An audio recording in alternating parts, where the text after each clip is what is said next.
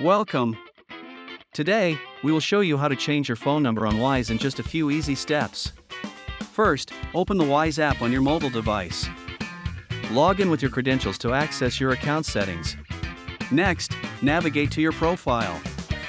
Tap on the settings icon, which can usually be found in the top right corner. In the settings menu, find the phone number option. Tap on it to initiate the change process. Enter your new phone number and confirm it. Make sure to double-check for accuracy. Finally, save your changes. You will receive a verification code via SMS to complete the update. And that's it. Your phone number is now updated.